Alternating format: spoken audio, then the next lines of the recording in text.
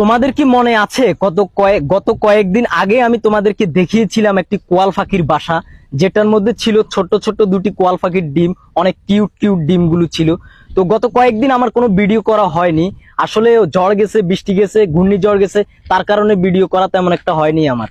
তো আমি আজকে চলে আসলাম সে পাখির বাসাটা দেখার জন্য, তোমাদেরকে দেখাবো, আমি নিজেও দেখবো আসলে পাখির ডিমগুলো আছে না ভেঙে গেছে, না আসলে কি অবস্থাতে আসে, সেটাই আমরা আজকে দেখবো। আমার পিছনে যে গাছটি আছে সেই গাছের মধ্যে সেই পাখির বাসাটা। তো একটা কথা না বললেই নয়, আমি গত কয়েকদিন ফলো করেছি, আমার ভিডিওতে অনেকে কমেন্ট করে যে ভাই তুমি গাছ থেকে পড়ে যে কোনো মুহূর্তে মারা যেতে পারো বা দুর্ঘটনা ঘটতে পারে তোমার সাথে যে কোনো মুহূর্তে। তো সবার উদ্দেশ্যে একটা কথাই বলতে চাই, হায়াত মত আল্লাহর হাতে ভাই, যেদিন হায়াত শেষ সেদিন এমনিতেই মরে যাব। তো রিস্ক নিয়ে ভিডিও করি আর পাখির বাসাগুলো দেখি, আসলে এটা আমার অনেক শখ, এটা আমার থেকে অনেক ভালো লাগে। তো এখন আমি এই গাছের উপরে উঠবো, কথা বাড়াবো না, উঠে দেখবো আসলে এই গাছের উপরে কি আছে। তো স্ট্যান্ডটা আমি এখন আমার সাথে নিয়ে নিব। আসলে পাখির ডিমগুলো আছে কিনা আমি উপরে উঠলে বুঝতে পারবো। তো উঠে যাই, আমি বেশি কথা বলবো না, আল্লাহ আল্লাহ করে উঠে যাই, দেখা যাক কি আছে। বাচ্চাও ফুটতে পারে, এতদিনে হয়তো বাচ্চা ফুটে যাওয়ার কথা, কারণ অনেক দিন হয়ে গেছে তো তাই। তো দেখা যাক কি আছে, উপরে উঠে আমরা তা দেখবো। আল্লাহ বিসমিল্লাহ।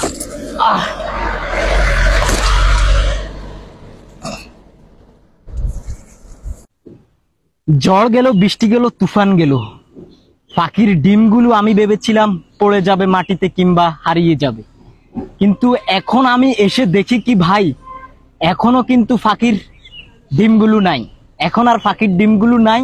সে ডিমগুলো বাচ্চায় পরিণত হয়ে গেছে, বাচ্চা ফুটে গেছে, ডিমগুলো ফুটে গেছে, বাচ্চা হয়ে গেছে। তো অনেকে বলেছিল এটা আমি ডিম বাসা থেকে এনে দিয়ে দিয়েছি বা কয়েল পাখির ডিম এনে দিয়ে দিচ্ছি, অনেকে আমি দেখছিলাম আমার ভিডিওতে কমেন্ট করছিল।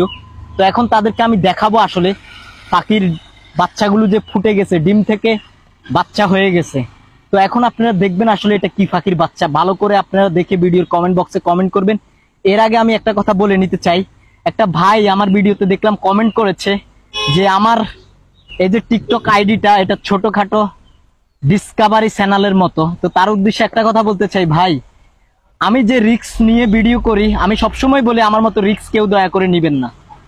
আর ছোটখাটো ডিসকভারি বলতে, ডিসকভারি চ্যানেলে যে ভাইটা ভিডিও করে তার নাম আসলে আমি জানি না, আপনাদের জানা থাকলে ভিডিওর কমেন্ট বক্সে কমেন্ট করবেন।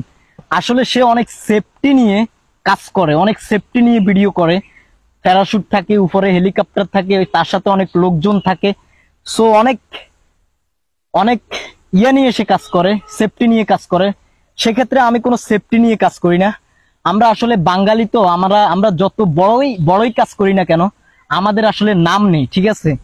তো আসলে বৃষ্টি আসতেছে, বেশি কথা বলবো না, এখনই আপনাদেরকে পাখির বাচ্চাগুলো দেখাবো, কোয়াল পাখির বাচ্চাগুলো দেখাবো, আসলে তারা কি অবস্থাতে আছে আর কি। ছোট ছোট বাচ্চাগুলো এখন দেখাবো আপনাদেরকে।